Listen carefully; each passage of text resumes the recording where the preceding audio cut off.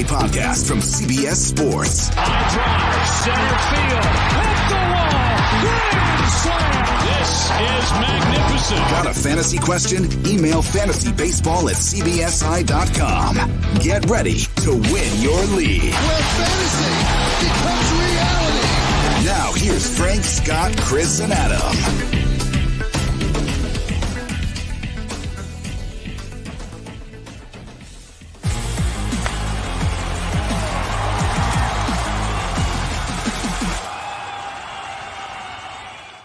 What's up, everybody? Welcome into Fantasy Baseball today. Frank Stanfield joined by Chris Towers.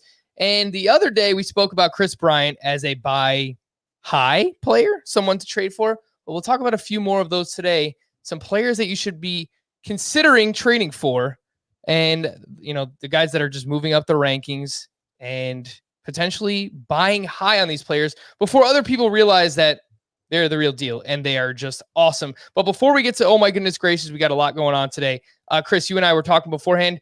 We can both agree that the Popeye's chicken sandwich is the best fast food sandwich around, right? Like, best fast food sandwich around. Don't give me the Chick-fil-A thing. I like it. It's fine. But the Popeye's chicken sandwich is the best one. The spicy chicken sandwich. I don't like mine with pickles, but you can get yours with it. But yeah, that's the best. Did we just become best friends? No pickles? No pickles. I like pickles. No. Just not on a fried chicken sandwich. I'm not here for that. No pickles. No, we're out on pickles. It's especially if you put pickles on any type of sandwich, the bread becomes all like, get all the soggy pickle juice. For me, it depends on which type of pickle. You know, you need a good pickle.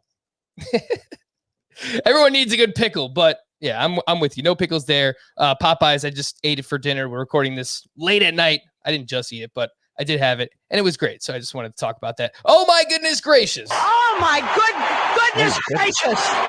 Get us started, Chris. Who you got from Wednesday's action? Yeah, I was going to go with Josh Donaldson, but we're going to talk about him shortly as part of a larger conversation. So I will go with Max Scherzer, who had another incredibly good start today. 9 strikeouts, only 1 walk, 4 hits allowed in 6 innings pitched against the Cardinals. 1 hard hit ball, 1 ball hit over 95 miles an hour allowed. 16 swinging strikes on 109 pitches. It's not an elite swinging strike game. You know, you'd like to see a little more efficiency in 109 pitches over 6 innings, but Scherzer has been awesome. He has 4 home runs allowed on the season, and all of them came in the first 2 innings of his first start against the Braves, I believe. So, been pretty good since then, and it's been very encouraging. I was actually encouraged even during that start against the Braves. His velocity has been a little lower than it was last year, and certainly lower than where it's been, at his peak, but it's still been plenty good. 93.6 miles per hour with the fastball so far this season. He's getting a lot of swinging strikes. If you want to find a reason to be pessimistic, I guess you could say that Max Scherzer has a 15% ground ball rate, which is really low. But his home run to fly ball rate is like 15% right now, which actually isn't that low, despite the 4 home runs, only giving up 4 home runs in the 4 starts. So he's getting a ton of strikeouts and not really walking anybody. And I think he generally looks pretty close to himself. Yeah, I did a big rankings update on Wednesday, and I moved him up to SP11, which for some is going to be like, all right, well, you didn't really move him up that much. I had him at SP14 coming into the year, and I mentioned him as a bust. He was in my bust column, and it's still possible he can bust. I mean, the main thing that I was worried about was just the age and the injuries. Mm-hmm.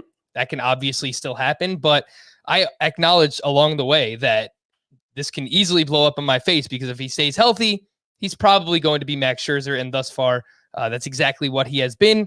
You brought up the low ground ball rate. He had a 64% fly ball rate entering Wednesday's start.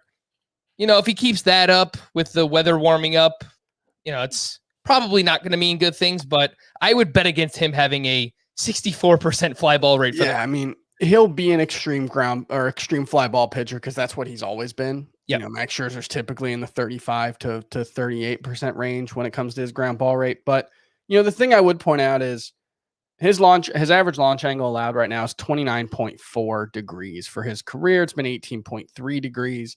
That is quite a bit higher, but it's not, he's giving up a lot of weak contact in the air. So it's not necessarily as bad as it seems.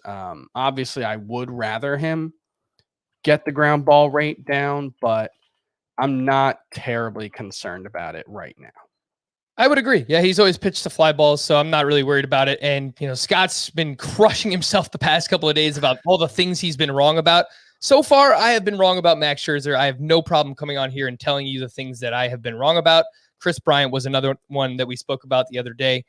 So yes, so far Scherzer has made me look bad. The one thing I noticed in this start, fastball velocity down to 92.6 miles per hour. That was around 94 entering this start. So pay attention to that for the next couple of times out for Scherzer, but so far he's been awesome. So I don't really have any issue with where Max Scherzer is at. Oh my goodness gracious. Let's just talk about this entire Twins and A's game combined for 31 hits, 25 runs. No, it was not a doubleheader. It was just a 10-inning game. Who were the starting pitchers? Kenta Maeda and Frankie Montas. Yes. Oh my goodness gracious. Indeed. Let's talk about Kenta Maeda. A lot of people were freaking out about him on Twitter. Received a few emails as well.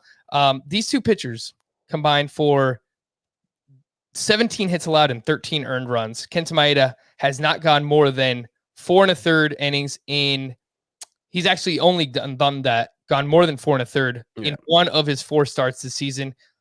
But when I look under the hood, Chris, I mean, there was really nothing that stood out to me. Velocity, swinging strike rate looks fine for Kenta Maeda. xFIP was 3.65 entering the start. Expected ERA was 3.59. The one thing I noticed, he's allowing a lot of hard contact, and he did allow 8 more hard hits on Wednesday. So we're going to talk about trades a little bit more later on, but I know you were a little bit skeptical about Maeda coming into the season. Buy low or no thanks, bro? Yeah, I would buy low. I mean, I still have him 17th at starting pitcher, and I look at the guys behind him, and it's in this order: Lance Lynn, Zach Gallen, Hyunjin Ryu, Zach Greinke, and Joe Musgrove. I could certainly move Joe Musgrove up. I think that would be warranted. I'm not ready to do that quite yet, but it wouldn't surprise me. 16 to 25 is kind of a weird spot in my pitcher rankings. I don't know if it's the same thing for you, but starting with Blake Snell at 16 and Jose Barrios at 25, and even Zach Wheeler, it's a bunch of guys who have been a little up and down. You've got an Ian Anderson who hasn't been great, Kyle Hendricks. But I'm not really ready to change my opinion on any of them. And for me, there was kind of that, there was a tier right around 26. And so I'm not quite ready to shake that up. Musgrove is one guy who has definitely broken into that tier. Charlie Morton and Sandy Alcantara are right about to, but I'm not quite ready to move Zach Wheeler, Jose Barrios, Kyle Hendricks down below them yet. No, I think that's fair. I think that I have Castillo at SP 15. I have Jack Flaherty at 14. I moved Castillo down. And I think really, after the top 13, I mean, that ends with Scherzer, Kershaw, and Buehler for me. I think it's kind of interchangeable right now. And depending on if Joe Musgrove continues to pitch the way that he has, I mean, he can continue to rocket up these rankings. Same thing with Trevor Rogers, who we're going to talk about in a little bit. Sandy Alcantara, I moved him up to SP 24, so I have him in this. It's really just one massive tier for me. So, I mean, would you trade any of these guys that are, moving up right now? Joe Musgrove, Sandy Alcantara, Trevor Rogers. Would you trade any of them, all of them, for Kenta Maeda right now if you could? I don't think it would make any sense to trade Joe. I have Musgrove ranked a little behind Kenta Maeda, but I would not make that trade. I agree. If someone offered me Joe Musgrove for Kenta Maeda, I would really struggle to say no. I think I would say no, but it would be very, very, very difficult for me to do that. So, we'll see. I think the thing with Kenta Maeda is he's relying so heavily on his slider. It's a great pitch, but I guess one of the reasons why pitchers don't love to rely on a breaking ball as much as Kenta Maeda currently is, or as much as, sometimes we would advocate for them to do is, it's the kind of thing where if you miss, it can get hit hard. And I think that's what's happening to him right now is his slider, which, he had a 304 WOBA allowed with the slider last season. It's 380, or at least it was coming into this game. I think it actually went down or went up because of how hard he got hit. So I think he's fine. I don't think there's he is a little older, so maybe you worry about that, but there's not really any velocity concerns here. I think he'll be fine. Yep, I'm with you there. It's even if he drops down a little bit, I still think Maeda will get back on track. Maybe, probably not to the level that we saw last year, but no, and that should never have been the expectation. Yeah, when it's all said and done, can he be a mid-threes ERA? Sure, with a great whip, a strikeout per inning. I think that's all doable for Kenta Maeda. Do not freak out if you have him on your fantasy team. The other one that started in this game was Frankie Montas. The good news is that he has allowed just 2 walks over his last 3 starts, so the control has been much better. And he's actually getting more swinging strikes this year than he did in his breakout 2019. The biggest issue I noticed for Montas is he hasn't been getting as many ground balls. So it seems like when the ball is put in play, some line drives, some fly balls, it's been 2 great starts and 2 terrible starts for Montas. I think this kind of just is who he is. He's like a top 50-ish starting pitcher for me who he's an SP4, SP5, who I think is probably going to excel in really good matchups. And, there's unfortunately going to be days where he gets hit hard. Is there anything else you'd like to add on Montas? I haven't been moved. I haven't been inspired to move him up or down yet so far this season. He's 48th for me, so I agree, right in that range. Fair enough. Who did all that damage? Well, Josh Donaldson, 4 hits, including his first home run of the season, and he's off to a great start. He just needs to stay healthy. Chris, I know you wanted to highlight Donaldson. Yeah, I mean, he is, crushing the ball. 3 hard hit balls today, 1378 OPS. Obviously, we're dealing with a small sample size here, but one thing with Josh Donaldson is even, with all the injuries over the years and even with him getting, into his, mid 30s now, mid 50s, geez, it's not that old. There hasn't really been a real sign of any skills decline. He's still had a high hard hit rate, over 50% in 2019 and 2020. Strikeout rate didn't really go up over the last couple of years. I think he's probably still just good as long as he's on the field. And it's going to, it might be hard to trust him for fantasy because he'll get days off. It's kind of like Justin Turner, but as good as Justin Turner's been so far, I would imagine Josh Donaldson will probably be a better version of him if they play the same number of games. Potentially. I think it's a good comp. I think they're probably just both going to be really good. Turner's batting average is probably going to be a little bit better. Sure, yeah. Donaldson's probably going to give you a little bit more pop. So I guess it depends what you need. But if they both stay healthy on a per game basis, they can be top 12-ish third baseman. I'd move Justin Turner inside my top 12 just on Wednesday. And Donaldson, I'd be willing to move up if he proves that he could stay healthy a little bit. So we're rooting for you, Jossie. Just stay healthy. Nelson Cruz, double dong. I mean, what more to say about the guy? He's batting 353. He has 6 home runs. He's awesome. Byron Buxton, another one, Chris, 3 for 6 with his 6th home run. And I'm giving in, Chris. I moved Byron Buxton up to my outfielder 20 in Roto, outfielder 23 in head-to-head points. He has earned it. I feel like you could say the same thing about this entire Minnesota Twins team. It's just, if he stays healthy, he's probably going to be awesome. This is far and away the best that I have ever seen him look. It's funny. I haven't really moved him up that much. Yeah, even with this ridiculously hard start of the season, I think I've moved him up 2 spots in the outfield rankings. He had 5 batted balls, hit at least 104 miles per hour today, which is just ridiculous. A hard hit ball. How StatCast delineates a hard hit ball is 95 miles per hour. And even with exit velocities up this season, his is up to 96.5 miles per hour on average right now. 67.9% hard hit rate. He's just playing out of his mind right now. I don't really think there's all that much more to say. He's been really good the last couple of seasons, You know, 2020 appeared to be something of a breakout for him in terms of his skills, and it's just a question of whether he stays healthy. You know, I don't know if you could hear that, but that was me knocking on wood. He's knocking on wood. Very hard and very, very loudly. Speaking of staying healthy, I think I just heard my dog do a little bark. The two outfielders I have Buxton just behind, George Springer and Ketel Marte, who are currently hurt, but I think when they're back, you know, he's in that range. I don't want to move him ahead of those guys yet until I see them return, but I think this is probably where Buxton should be based on how he's performing. Jorge Polanco picked up 4 hits and his second steal of the season.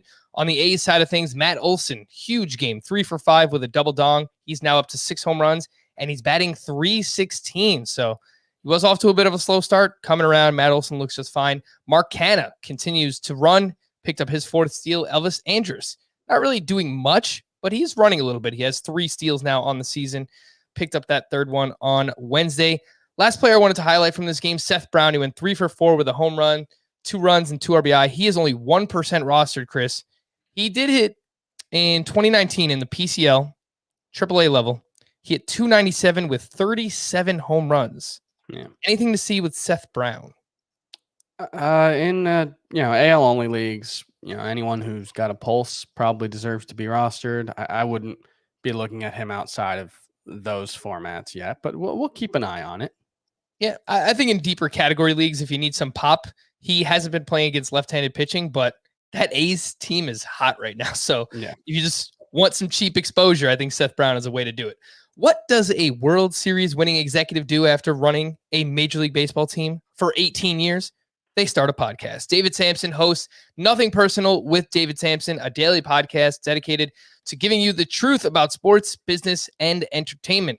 Step inside the front office and really get to know sports. Nothing Personal with David Sampson is available every weekday wherever you listen to podcasts. And remember, it's just business. It's nothing personal. News and notes. Dinelson Lamet. Man, who could have saw this coming? He exited his debut start on Wednesday with forearm tightness. I think I have something for this. He gone, and he gone, and he gone.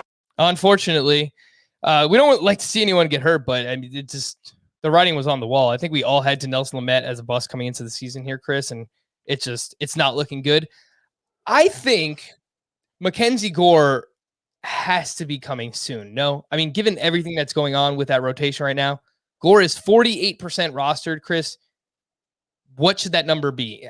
How imperative is it that you get Mackenzie Gore on your team, the top pitching prospect in baseball? I think it should probably still be around 48%. I don't think there's really I would expect he'll get called up at some point, but it's going to depend on them, I think, losing faith in Chris Paddock more than anything, because I think they came into the season expecting, Dinelson Lamet was a long shot to make a big contribution. The thing with Gore is, we were saying the same things last year. At some point he's going to get the call.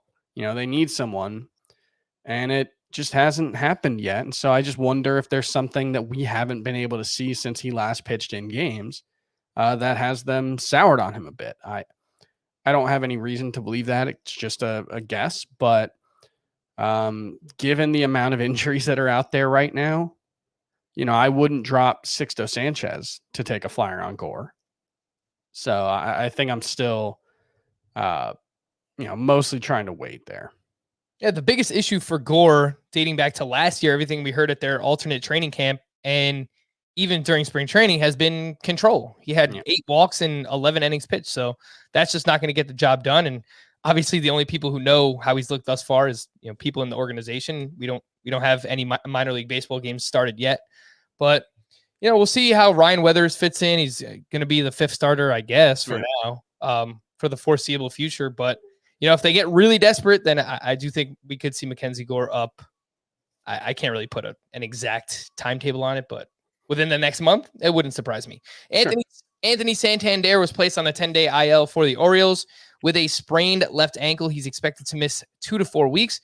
Gene Segura was placed on the IL due to a right quad strain. Jorge Alfaro was placed on the IL due to a left hamstring strain. Ronald Acuna could return for the Braves on Friday, dealing with a mild abdominal strain. Anthony Rendon is apparently very close to returning for the Angels. Send trade offers while you still can. If people haven't seen the update, I would love to have Anthony Rendon on my team. Nationals manager Dave Martinez said that Strasburg felt okay after he threw on flat ground from 75 feet. Strasburg, of course, on, when was it? Monday, was placed on the IL with shoulder inflammation. So hopefully Strasburg will be okay. General manager Kim Ang said that Sixto Sanchez dealing with a shoulder injury is, quote, still a ways out from returning to game action. Domingo Germán will return for the Yankees and start on Thursday against Cleveland. Germán is 59% rostered. Not that you need to go add him, but yeah, I think he has some strikeout upside. He really did not look great earlier in the season. The Astros will recall Christian Javier from their alternate training site to start Thursday against the Angels. Drew Smyly will return from the IL this Saturday against the D-backs. He was diagnosed with forearm inflammation last week, so pretty quick time there on the IL for Drew Smyly. Adbert Alzolay is scheduled to start Saturday against the Brewers. Lance McCullers is scheduled to start Sunday against the Angels. He was scratched earlier this week, dealing with an illness. Max Fried is still day-to-day with his hamstring injury and remains on the IL. Christian Pache has no timetable for a return, dealing with a groin injury. Scott Kingery was recalled by the Phillies. He's 5% rostered. A name you could look at in deeper category leagues. He has some pop. He could run a little bit, but really seems like he's fallen out of favor there. Yeah, I mean, in Philadelphia. He could be a 15-15 guy if he gets playing time. And obviously, Segura on the IL and in center field, they've really got some holes in the lineup. So if he shows anything, he'll probably play regularly. Yep, definitely a name to pay attention to. Renato Nunez was designated for assignment by the Detroit Tigers. Gio Urshela left Wednesday's game due to lower back tightness. Sucks because he was actually batting cleanup, so they finally moved him up in the order, and then he got hurt. Justin Upton left his game with cramps. Brandon Crawford left due to tightness in his right side. We got an email recently asking for buy highs. Apparently, this was a segment that Adam Azer, former host, fantastic gentleman, used to do. And it's my thinking, we haven't really done it yet, but is if people in your league are not buying into just how good these players have been, and you can buy them even while they are ascending, they're not to the level that we think that they can get to yet, then you can still buy them on the way up, and you can still get a bit of value out of them. So I wanted to start with Trevor Rogers, who threw another gem on Wednesday. 7 shutout. It was against the Baltimore Orioles. 8 strikeouts to just 1 walk, 17 whiffs on 82 pitches. He entered this start with an 18.5% swinging strike rate. That was 5th among all starting pitchers in baseball. He's been ridiculous. He has 31 strikeouts over 22 innings pitched. Chris, is this a buy high situation? Is it a sell high situation for Trevor Rogers? Someone who, kudos to you. I know that you were probably the most excited about him coming into the season. I wonder if we're going to be on an innings limit here at some point with Trevor Rogers, which is like my only hesitation with him. Yeah, I think that's probably the case. And I think you saw a little glimpse of that today where he was rolling 82 pitches through 7 innings, and then they took him out. He probably could have pushed for the complete game. But, when you're dealing with a guy who has, he threw 136 innings in 2019. That was his first full season as a professional. It's not like he couldn't get to 150 innings, but I think they would probably prefer not to get him much more than that. And maybe if he gets a couple of starts like this where he gets through 7 innings really easily, maybe, you can tip it up to 155. But yeah, they'll probably be very careful with his pitch count. He hasn't thrown more than 95 pitches in a start so far. 3 out of 4 so far with 82 or fewer pitches. He's been excellent, and he looks like a really, really good pitcher. I think there's some sell high potential here, though. I do think he's awesome. I think Trevor Rogers is really, really good, but he's not going to keep pitching this well. And if someone's really excited about it and looking at him as a potential, number 2 or number 3 starting pitcher, I think I'd be okay trying to move him. But this is the thing with the sell high is you actually do have to sell high. I don't think I would rather have Trevor Rogers than Zach Plesac and Chris Paddock right now. So I'm not looking for necessarily like a sell low to go along with it, unless, maybe Jesus Luzardo was one of the guys that someone was selling low on. Yeah, it's even that one. So I updated my rankings on Wednesday, and I moved Trevor Rogers up to SP 32, which seems very aggressive, but I think once you get into the 30s, it's there's a lot of moving parts there. So just behind him, I have Zach Plesac, Jesus Luzardo, Max Fried, Pablo Lopez, Lance McCullers. Trevor Rogers has far and away been the best of that group. There's no arguing that. And just ahead of him, I have Ian Anderson, Kyle Hendricks, Sonny Gray. So I'm not going to move him ahead of those names yet. I think it's possible to do so if he continues to pitch this well. Would you do it for Kyle Hendricks? Yeah. It's just I'm not really worried about Kyle Hendricks. No, I agree. And it's a classic buy low situation right now. It's just you're going to get so many more strikeouts from Trevor Rogers than you are Kyle Hendricks. Sure. Yeah, that's fair. Even if Rogers throws 140 innings and Hendricks throws 180, you'll probably still get 20 more strikeouts from Rogers than you would Hendricks. It's a big difference. But, obviously Hendricks has a long track record of being a 3-ish ERA, very good whip guy. So I think I would live with the lack of strikeouts, especially strikeouts are easier to find than ever right now. Yeah. I could see doing that, especially in a head-to-head points league. I think that probably makes the most sense because you are going to have that volume on a per-start basis and obviously going deeper into the season as well. All right, so there you go. Trevor Rogers. I was going to bring up, don't get too excited yet because Caleb Smith, a former Marlin Southpaw, his first 9 starts in 2019. He was also amazing. I remember, Chris, I was buying it. I'm like, this guy is awesome. He's top 30 starting pitcher.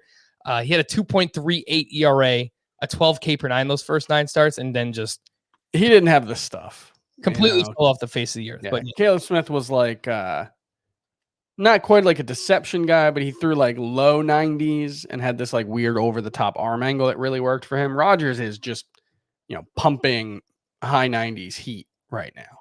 Yeah, he's nasty. Someone else who's nasty, Vladimir Guerrero Jr., who went 2 for 3 on Wednesday with 2 walks, a run, and an RBI. He's now batting .383. He is the number 1 first baseman in points leagues and in roto leagues. This one's a little bit tougher, Chris, because I don't think you're going to be able to pry him from anybody's hands right now. No. I think you'd probably have to pay second round value to get him. And I don't know if I'd be I moved him up to my number 3 first baseman. I moved him. Problem was he was number 6 coming into the season. So there wasn't, I kept staring at it the last week or so. And I kept looking like Jose Abreu, Pete Alonso, DJ LeMahieu, Jose Abreu, Pete Alonso, DJ LeMahieu. And I finally tonight or earlier today, I just decided, screw it. Let me just move Vladimir Guerrero up. It's fine. I still have Cody Bellinger ahead of him. Hopefully he can get healthy and be the guy that we hoped he could be. But I don't have a lot to criticize about Vladimir Guerrero right now. He's doing everything that we wanted him to do. Elite quality of contact numbers. The launch angle is up to 12 degrees on average, which is more than enough given his plate discipline, how hard he hits the ball, all that stuff. If Vladimir Guerrero was breaking out into the superstar caliber hitter we hoped he would be, this is what it would look like. Yeah, and we spoke about him last week with his launch angle. Even with that coming down a little bit, he started to hit a few more ground balls. When he puts the ball in the air, he's hitting the ball extremely hard in the air. And that's how someone like Juan Soto is able to overcome that high ground ball rate. It's because whenever he hits the ball in the air, it's hit extremely hard. So it goes very far. So that definitely helps with players kind of in this mold. And should have mentioned this earlier, but one of the reasons we're talking about potential trade candidates is Chris updates his trade charts every Wednesday. You can find those on the site, cbssports.com. And Vladimir Guerrero is one of the biggest risers. He's moved up. It's a point system, but I guess this is like 10 spots or whatever. Yeah, I mean, I just kind of view it as like auction values. You know, I based it on auction values at first and have been moving from there. Okay. So you have Vladimir Guerrero now as a $27 player, basically in a $260 budget, which that would have equated to about a 3rd round pick. So some of the players that also have a similar value or just above: Kenta Maeda, Marcell Ozuna, Lance Lynn, Rafael Devers, Walker Buehler, and then you get into like Fernando Tatis and Alex Bregman. So those are some even higher end names. But if you're trying to acquire Vladimir Guerrero right now, that's probably what it's going to take if you're just trying to get an idea. Yeah, and just to get a sense of it, like I have him for the same value as Marcell Ozuna. If I had Ozuna and someone offered, or if I had Guerrero and someone offered me Ozuna, there's no way I would do it. Exactly. Like I would have to overpay based on my trade values chart by quite a bit to make that kind of move. Okay, so as of now, we are buying into Vlad. It's probably not going to remain the number 1 first baseman all year, but crazier things have happened, right? How about number 1 at the starting pitcher position? This is another one. I don't know that we need to spend too much time on it. It's probably going to cost you an arm and a leg if you wanted to try and acquire him. But Corbin Burns, he's the number 1 starting pitcher in both head-to-head points and in roto leagues. Apologies yesterday, did not mention him on the podcast, even though he was amazing. That game was still going on while we were recording. But yeah, he is now up to, what is it? It is 40 strikeouts to 0 walks. 40 strikeouts to 0 walks. I believe the MLB record to start a season is 57 strikeouts with 0 walks. Kenley Jansen did that one year, but this is the record for a starter. It's insane. I mean, I don't even know like what it would. What does a trade for Corbin Burns look like, Chris? Do you try to sell him high? I mean, just king's ransom right now. Yeah, I mean, where I have him, you know, I moved him above Luis Castillo and Clayton Kershaw. I think like if someone offered me Trevor Story for Corbin Burns and I had starting pitching depth because I, took Corbin Burns and he's been so much better than expected, I would do that. Somebody offered me like Corey Seager and Patrick Corbin, I think I would probably do something like that. That kind of pitcher. Maybe a Zach Plesac, Corey Seager kind of trade I would do, but I wouldn't feel great about trading Corbin Burns right now. I mean, he looks like the best pitcher in baseball in a way that looks sustainable. I don't think he can keep this control, quite this elite, but like he will walk somebody at some point this season. But we think his stuff looks just absolutely overpowering. And, the changes that he's made over the last 2 seasons, adding this cutter, relying on it as primary pitch, it's just made him really, really tough both to square up and to make contact with. Yeah. Corbin Burns has a 0.37 ERA, a 1.22 xFIP, a 1.08 Sierra. That's Skill Interactive ERA. 19% swinging strike rate. It's just he's throwing his cutter 51% of the time, and it's 96 miles per hour. Yeah, like that's the thing is it's such a dominant pitch to be able to use it as your go-to pitch. Like he can put guys away. He can use it to get weak contact. It's a real advantage. Yep. And the biggest concern for him coming into the season was, will he be on an innings limit? I will reiterate, it's if the Brewers want to compete, there's just no way. They're not going to be able to limit him. So I don't know what that looks like. Maybe 6-man rotation at some point to try and space it out a little bit, but they can't. They're not going to be able to. He looks like, I don't know, this year's version of a Shane Bieber. So he's inside Chris and my top 10 starting pitchers. He's at SP11 for Scott. How about Javier Baez, who is entering Wednesday? He was the 4th best shortstop in Roto, and he was the 13th best shortstop in points leagues. He went 1 for 4 with a grand slam, 3 runs scored.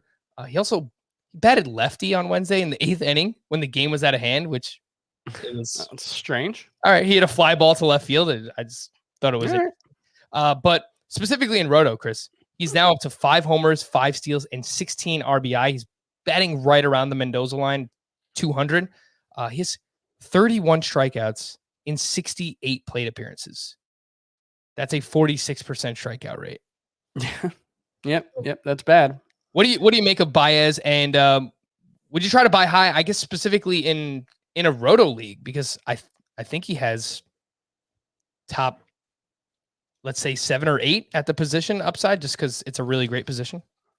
Yeah, I mean, the interesting thing is he's not really like chasing balls out of the zone more than he historically has. He actually has his lowest chase rate since 2015. Problem is he just can't make contact with anything. He is whiffing. He is missing on more than half of his swings right now. He has a 52.2% whiff rate. Last season, that was 37.8%. Historically, it's been about 35%. My guess is that will regress. And the strikeout rate will be 30% rather than 46%. And he'll probably hit 230 or 240. I'll say I wouldn't view him as a sell high candidate. I think there's probably a perception that Javier Baez has been less valuable than he has been for fantasy so far, and I don't think you would get fair value for him. That's, I think, how I would put it. Fair enough. Yeah, I specifically for Roto, I like trying to get in on Javier Baez in a contract year. I think as the strikeout rate regresses, the batting average it has to come up, right? It's like he's not going to strike out 46% of the time all year. So once he starts making more contact, the BABIP looks fine. It's like right in line with his career marks. So Javier Baez, someone in a categories league I would be looking to buy high on. I don't know if people realize, Chris, how good Christian Vasquez has been. I was ready to move him up to my 4th ranked catcher today, just behind the big 3, JT Realmuto, Salvador Perez, and Wilson Contreras. Christian Vasquez is a top 6 catcher in both head-to-head points and in Roto. I don't know if people realize how good he is, and he plays all the time. Like, he's just an Iron Man. So if other people in your league don't realize it, then yeah, I would try to get him. I think people just kind of view him as boring, but he's really good. Yeah, I mean, I don't see any reason to have Gary Sanchez ahead of him at this point, and I'm not sure there's any reason to have Travis d'Arnaud ahead of him at this point. So yeah, I think he probably does need to be number 6 in head-to-head points. I still have Yasmani Grandal ahead of him, and I think I'll keep it the same way in Roto. But I think Vasquez at number 6 makes a lot of sense right now. We've talked a lot about Jazz Chisholm, but we'll just quickly highlight he is the 8th best second baseman in Roto, the 12th best second baseman in head-to-head points leagues. He was leading off on Wednesday. He went 2 for 4 with his 4th stolen base. And I think this probably fits the mold of a buy high more than anyone else, Chris, because if he goes on to have I think you comped him to Kevin Biggio, what Kevin Biggio has been the past couple of years. If he has a season like that for this entire year, whatever, 250, 2020, I don't really think that that's unfathomable. So before people realize how good he actually is, I think you can trade for him now while his value is actually on the rise. Yeah, I think that's fair. And, I'm trying to see where I have him in the trade values chart. I think he can be a sell high if someone, is willing to offer him as a, right now, top 12 second baseman. I think I would still be willing to move him, but it's certainly not a must sell by any means. I'd be fine holding him. I'd be fine trying to go get him now too. I think there's reasonable cases to be made for any of those. Last name I wanted to highlight, Tyler Mahle. Buy before he gets to what I think he can, if he gets to what I think he can become. I mean, we might be talking about him as the next name moving inside that top 30 starting pitcher range. He was going against the Diamondbacks on Wednesday, 6 2/3 shutout with 9 strikeouts, 17 swinging strikes on 103 pitches. Velocity was down a little bit, but it was cold in Cincinnati. I think it's happening for Tyler Mahle, Chris, and I think he's someone that can be a high strikeout type. He's really one of my top targets if I could still acquire him. Yeah, I'm moving him up to 41, and Man, it's really tough because the 4 guys I have ahead of him currently are 4 guys whose rankings I kind of don't feel good about at all. Chris Paddock, Zach Plesac, Shohei Ohtani, and Lance McCullers. I could be talked into taking Malley over any of those guys right now. I was going to say, if someone in your league is still valuing the name Chris Paddock, yeah, and you have him, I offer him for Tyler Malley. Like if someone think that Malley is as good as he is, because I think he is this good. Yeah, I mean, we started to see signs of this last season. There were, he's been someone who's been interesting for a while. His stuff has always rated out surprisingly well based on, the various stuff-based metrics that Saris and Paul Mamino have come up with. And it's playing up even more. I think the only concern really is just, can he pitch consistently deep into games, and how many innings are you likely to be able to get from him? And regarding that one, he threw 138 in 2019. He threw 141 in 2018. So I think you could get 150, 160 innings out of him. It's just a question, 20 and 2/3 innings and 4 starts. He'll need to be better than that. And some people have already emailed in asking about which pitchers are going to get shut down. It's obviously, harder to say. It's a case by case basis, what teams are going to be in and out of it in the second half of the season. But I think for now, you just kind of want to acquire the best talent, the best starting pitcher talent that you can. And then if it turns out that things are trending that way later on in the season, then try to make a move and potentially sell high then. But I think for now, especially this early part of the season, from April through June, July, just try and bank as many awesome starting pitchers and those starting pitcher stats as you possibly can, and then just kind of figure it out later. So that's kind of how I'm approaching that situation. We're going to take a quick break, but when we return, we're going to talk about other potential players that you might want to buy or sell right now. I have some grade to trade questions that we should answer, and the rest of Wednesday's action. We'll talk about it next on Fantasy Baseball Today. Some other potential trade candidates, Chris, Charlie Blackmon, we've received a few emails about as well. Had another offer on Wednesday. He's batting 176, but 278 expected batting average. He's walking more this year. He's striking out less. What I notice is the ground ball rate is up and the infield fly ball rate is way up. Based on the quality of hitter that Charlie Blackmon is, I would bet on those things, kind of regressing to where they normally are. So people are freaking out. I wouldn't mind throwing a real low ball offer on Charlie Blackmon right now. Yeah, the problem with all of the Rockies players right now is I think they're in the middle of their second homestand of the season. And if, once they get through this, I think they'll have played I want to say it's 12 of their 18 games at home or something like that. And it doesn't help that they're playing in the snow. Yeah, they'll have played, by the end of this homestand, which ends on Sunday, they will have played 15 out of 21 games so far at home, which means they'll have, I don't know how to do math, but 66 road games and 73 home games, or 66 home games and 73 road games left, which, given that Charlie Blackmon may just be a marginal hitter at this point, that could be bad news. You can't really afford a slow start with that kind of schedule. So you're not buying Charlie Blackmon?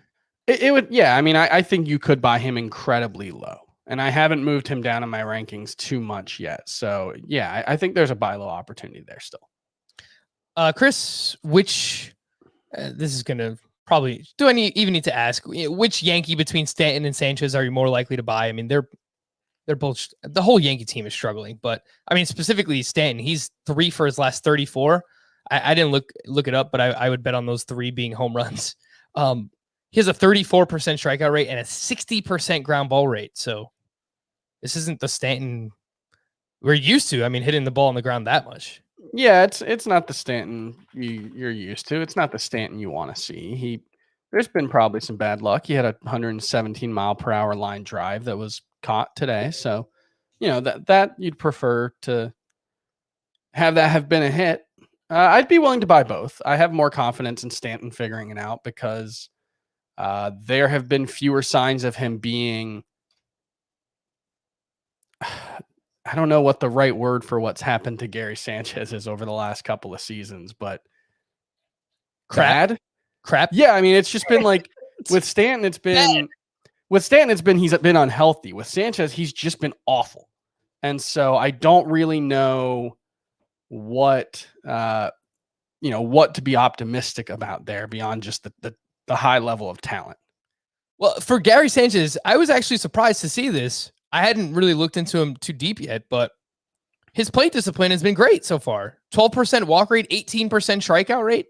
Sanchez has been, hovering around 30, over 30% strikeout rate at times. So he struck out 3 times on Wednesday, which, okay, that's going to make it rise a little bit. But even then, if it's in the low to mid 20s, that's perfectly fine for Gary Sanchez. We can live with that.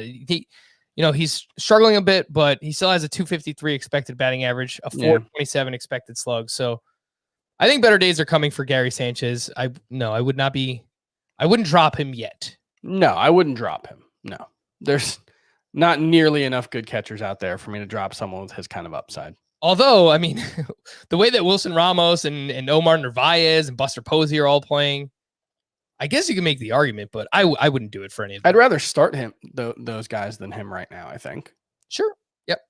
The last name I wanted to mention, Nate Lowe, who I actually was pretty excited about coming into the season.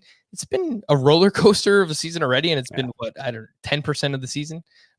He went 2 for 4 with his 5th home run on Wednesday. The underlying metrics are pretty weird.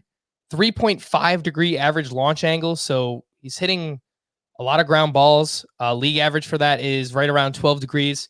He has a 30% strikeout rate. This is Nate Lowe we're talking about, and a 509 OPS against lefties. So if you could sell high for a Dominic Smith, a Lourdes Gurriel, a Jeff McNeil, who are all more proven talents than Nate Lowe, I would look into doing that. Dom Smith, by the way, entering Wednesday, 341 XBA, 638 X slug. It's been a really weird start for the Mets entire season, all these postponements, and spoke about that a little bit yesterday. I think Dom Smith is now is the time to go get him because I think he's really good. And I've mentioned that many times before.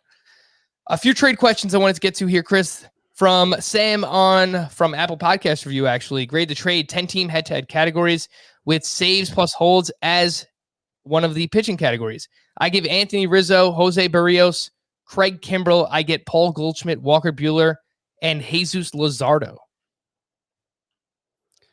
My initial reaction to that is that it's very good, and I would give it a B+. Now I want to see whether my trade chart agrees with me. I think Goldie and Rizzo is close to a wash. Walker Buehler, much rather have him than Jose Barrios. Craig Kimbrell has been awesome, but in a saves plus holds leagues, there will be a lot of relievers available. So to get Jesus Luzardo for Kimbrell, I like it. I would, B+ sounds about right to me. And the trade chart, Chris, I don't know if we'll come back. It's taken a long time here. Yeah, it's fine. This next one's from Adam Cross. Grade the trade 14-team head-to-head categories. Give up Nolan Arenado and Nick Castellanos. Get Anthony Rendon, Max Kepler, and Sean Murphy. Okay. You're getting the best player, but I don't love the trade. Murphy seems like a pretty marginal catcher. Kepler weirdly has like 3 stolen bases this season, right? Yes, he does. But he's a pretty marginal starting outfielder. I think you're giving up 2 very good starters for 1, and then in a 14-team league, you're starting Murphy, you're starting Kepler, but actually, I'm not sure you're starting Kepler in a 14-team head-to-head categories league if it's only 3 outfielders. So, yeah, I wouldn't do it. I think that's probably like a C-. Yeah, that makes sense to me. The only way this works maybe is if it's an OBP league because that's where Kepler is better. But C- there. From Duncan, dear Tony, Robbie, and Roy. I want to say Blue Jays pitchers, but I don't know who Tony would be. I was just thinking Robbie Ray and Roy Halladay, but that doesn't make any sense. There's no reason why someone would group those 2 together, so I'm sure it's not that. Yeah, I don't know either. Grade the trade in a 12-team head-to-head points league. I get Christian Yelich and give up Kevin Gausman. Oh my gosh. Yeah, A plus plus plus plus plus. Wow, it's that Plus. point in the season already. People are making some crazy deals. From Ben, just traded Fernando Tatis for Freddie Freeman straight up in a head-to-head league. I think you'd rather have Freeman in a head-to-head points league. I would yeah, that's fair. I would probably give it a C plus, B minus. Oh, you did ask me to grade it. Yeah, I have Freddie Freeman as 34. Tatis is 28 in a head-to-head points league. So That's pretty good. that's a solid B for me. This one's from Eric. I traded Carlos Rodon and Zach Plesac and got Charlie Morton and Sandy Alcantara. A. You got the two best players in the deal. Very It's a nice. steal. From Tom in Illinois, 12-team Dynasty Roto League, currently in second place. Would you accept this trade? I give Kyle Tucker, Byron Buxton, Brian Anderson, and Dylan Cease. A lot of names there. Tucker, Buxton, Brian Anderson, Cease. I get Manny Machado, Will Myers, Nick Senzel, and Mackenzie Gore. Dynasty Roto. That's tough because Gore obviously has a lot of value in a dynasty league, but you're in second place, and I think you're probably making your team. Well, yeah, I think you're probably making your team a little bit worse right now, but the potential for Gore to step into the rotation and make an impact, I think that's okay. I think it's like a C plus. I don't love it though. Yeah, because you're getting a little bit older with Machado and Myers. Senzel is an upgrade from Brian Anderson, we think, in Dynasty. And then, yeah, I mean, Mackenzie Gore obviously has huge upside. Yeah, that's fair. C plus, B minus. Promote a few more things. If you haven't signed up for the Fantasy Baseball Today newsletter yet, please do. cbssports.com/newsletters. You can find all of our newsletters there. Chris writes the Fantasy Football Today newsletter, and it is great. And the Fantasy Baseball Today newsletter, it's Dan Schneider and myself. We kind of team up for that one. And it's basically a lot of the notes that are on my rundown, a lot of the stuff that we talk about on the podcast as well. But if you like it in written form, you can go sign up for it for free and sign up for our Fantasy Baseball Today Facebook group as well. Facebook.com/groups/Fantasy Baseball Today. Join the community, ask questions. It's been a lot of fun. I see a lot of people interacting there. So make sure to jump in as well. The rest of Wednesday's action, let's see how much of this stuff we can get to. Anything to see here? These are just in the deepest of leagues. Jose Quintana, 5 innings of 1-run ball with 8 strikeouts. He is 23% rostered, has SPARP eligibility, and he is at Texas and at Seattle next week. Pretty good matchups. Mike Fultonevich, your boy, Chris. He was at the Angels, 6 innings of 3-run ball with 6 strikeouts, only 8 whiffs. So not really sure where the strikeouts are coming from, but he is only 12% rostered, also in line for a 2-start week next week. Austin Gomber, 3 straight quality starts. Not really sure how he's doing this, but against the Houston Astros in the snow, 6 innings of 2-run ball with 6 strikeouts. He is 11% rostered. Mickey Moniak, he had a 3-run dinger, former first-round pick for the Phillies. He's been playing recently. Spencer Turnbull made his return to the mound, 5 innings of 1-run ball, 6 strikeouts. Adolis Garcia, we mentioned the name. The guy just continues to mash. 2 for 5 with a 3-run dinger on Wednesday. 6% rostered. He plays 7 games next week. So any interest in these names in deeper leagues, Chris? Yeah, there are 2 things to see with Jose Quintana. He's a SPARP, and he has 2 starts next week. So if you're in a points league, he should probably be added. Austin Gomber, like I want to say there might be something there, but he plays for Colorado, and he's had pretty bad peripherals so far. So I'm pretty skeptical. I'm not sure I would start him even in a points league next week with 2 starts. Moniak, there was some talk this spring that maybe he had turned a corner last season. He's been one of the bigger draft disappointments of the last couple of years. I think I'd probably rather have Scott Kingery than him, assuming Kingery plays. Adolis Garcia is probably the most interesting one of this group, and that's not really saying a ton because he's striking out in a third of his at-bats and isn't hitting the ball all that hard, but at least there's the potential for him to be something there, as a cheap source of power. I'm keeping an eye on him for sure. The rest of Wednesday's action, Ryan Mountcastle went 0 for 3, 2 more strikeouts. He's striking out a ton. He's batting 169. Chris, are you okay dropping Ryan Mountcastle? Yeah, that's fine. I guess. In like a 12-team league, I'd be okay with dropping him. Michael Fulmer against the Pirates, a start that we were excited about, and then it came out right before that the Tigers wanted to limit his pitch count so that he can make another start on Sunday. He wasn't great. 4 innings pitched, 3 earned runs, 3 strikeouts, 11 whiffs on 60 pitches. I think if I picked up Michael Fulmer, I would hold on to him. I'm still intrigued by what he's done thus far. Yeah. Yuli Gurriel, we haven't really talked much about him, but been awesome. He went 1 for 4 with his second home run of the season, 3 RBI. He has a 52% hard contact rate thus far. His previous high was 43% in 2017. This also super interesting. He has 13 walks in 17 games. He had 12 walks in all of last season in 57 games. So he's walking more. He's hitting the ball hard. He's in a really good lineup.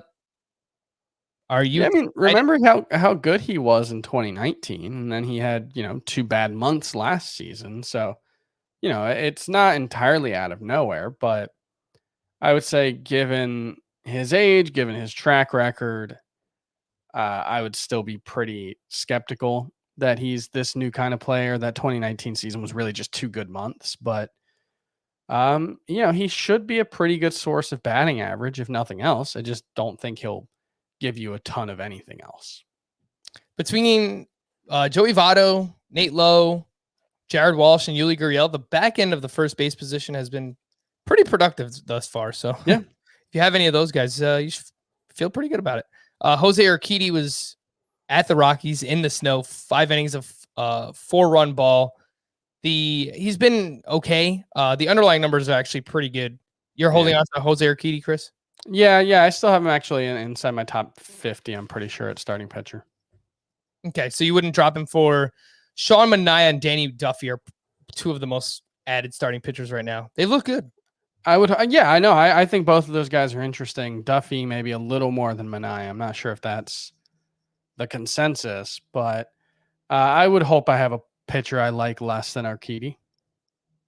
Mm-hmm. Mike Trout hit his 6th home run. He's batting .393 with a 1311 OPS. So he's pretty good. He's pretty good. No steals though, Yeah. Omar Narvaez keeps on keeping on. 2 for 4 with his 3rd home run, batting .396, 63% rostered. Chris, yesterday I had Scott rank these 4 catchers. Now you will do it. Yadier Molina, Buster Posey, Wilson Ramos, Omar Narvaez. I have those 4 guys ranked 11th through 14th in my rankings right now. And the order is, oh, come on. Why am I getting a 502 bad gateway? Come on.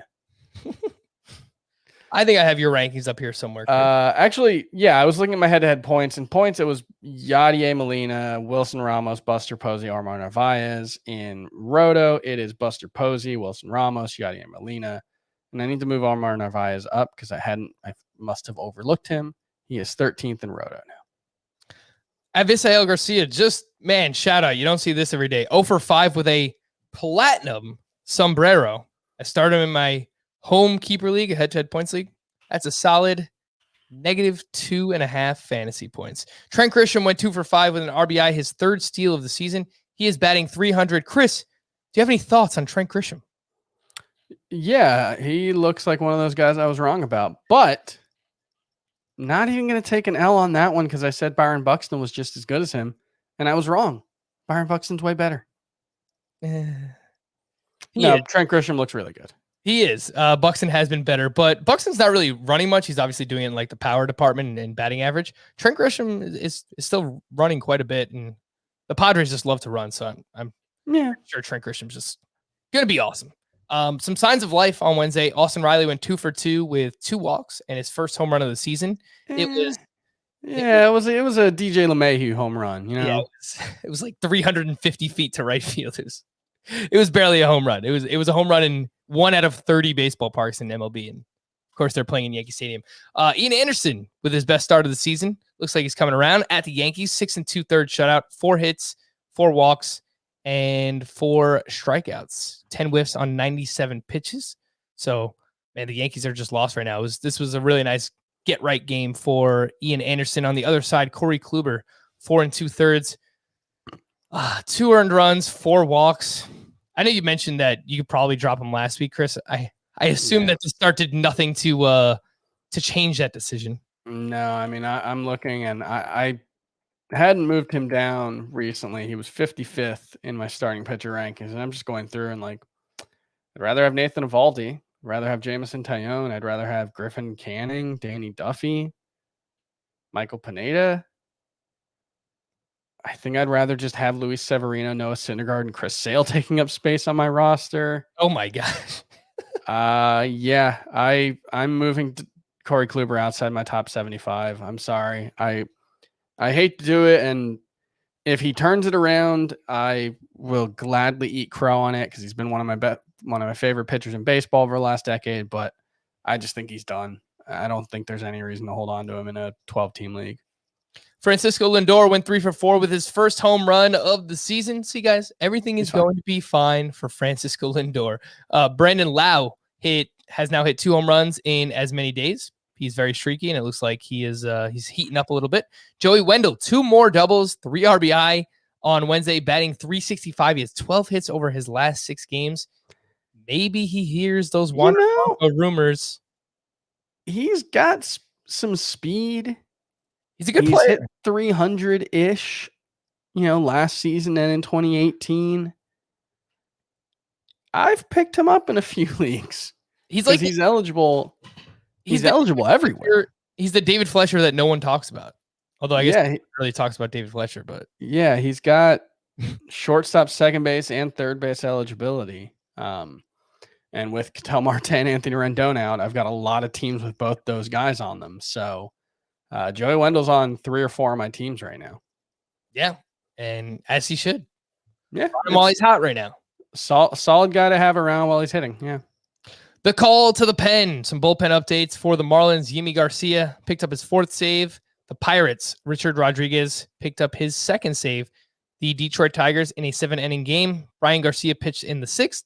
Gregory Soto pitched in the 7th and picked up his 2nd save. For the Twins, this is just a weird one. Alex Colomé, he blew a 1-run save in the 9th. Byron Buxton hits the home run in the top of the 10th. Alex Colomé comes back out for the bottom of the 10th inning, winds up throwing 49 pitches. I don't know why. And he lost the game on back-to-back errors. So I mean, he gets the loss, but he didn't really lose it. It was his defense, but whatever. Just weird. Washington Nationals, Brad Hand picked up his 3rd save. The Diamondbacks, Stephon Crichton, his 2nd save of the season. He is only 12% rostered.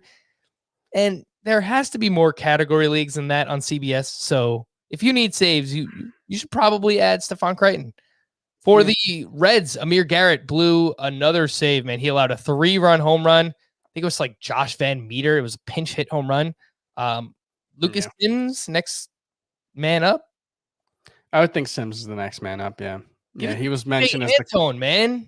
Sims was mentioned as the next, like the kind of, I guess, co-closer back in spring training. And, Anton's been going like multiple innings at times too. So I would think Sims will be the guy if there is a guy who gets the next save. Lucas Sims, a.k.a. Captain Hook, as Pitching Ninja likes to call him. For the Toronto Blue Jays, we assumed Rafael Dolis is going to get the saves, right? Well, Jordan Romano is hurt. Wrong. Dolis used in the 8th. Tim Meza opened up the 9th inning. He got the first 2 outs. And then a gentleman named Anthony Castro got the final out for the save. I think this is just what the Blue Jays are going to do. They're just like, I believe Dolis faced the top of the heart of the order in the 8th inning in a key situation. I think they're just going to they'll have a closer, but that closer's not going to just get used in save situations. If there's a more important situation earlier than the 9th inning, they seem perfectly content to use them there. So I think that's probably what we're going to see. I would bet on Rafael Dolis getting the next save for the Blue Jays, but it doesn't seem like a situation where one guy's going to get 75% or 80% of the saves, at all times. You are correct. Rafael Dolis came in the 8th. He faced JD Martinez, allowed a home run to Xander Bogaerts, who is red hot. And good. Struck out Rafael Devers. Christian Walker came up. Christian Vasquez, rather. Marwin Gonzalez. Yeah, so we faced the middle of the order there. To stream. I do want to go back one thing, which is Minnesota. Yep. Kalme, even before today, yes, it might not have been his fault, but he hadn't been great so far this season. Hansel Robles has not been great this season. Just want to throw out my guy Taylor Rogers out there. See, maybe he gets the opportunity. I know he's a lefty, but he has been the closer in the past. He's been very good this season. He's been very good in the past. Just going to throw that one out there. Maybe a little redemption for some of my late round Taylor Rogers flyers. Taylor Rogers has pitched in 5 1/3. He is not allowed to run. Yep. He has a 10 K per 9. He's been awesome. So yeah, definitely. He's really good. Remember the name. Taylor Rogers. I was about to say Trevor Rogers again. It's too many T name Rogers right now in baseball. To stream or not to stream, we'll start with Thursday. And the way that we're going to do this moving forward, Chris, you weren't on the podcast yesterday. I'm just going to give you what I think are the 5 or 6 best names, and you just choose the 3 that you like most, and we'll go with those. Domingo Germán at Cleveland, Mitch Keller at the Tigers, Jose Urena versus the Pirates, Nick Pivetta versus the Mariners, Alex Cobb at the Houston Astros, and Aaron Sanchez versus the Miami Marlins for Thursday. Who are your favorite 3? I think it's probably Cobb, Germán, and Keller? Oh, I don't feel good about the third one. Yeah, it's probably a pitcher from that game, right? It's Keller versus Urena. Yeah, and I'd rather have Keller than Urena.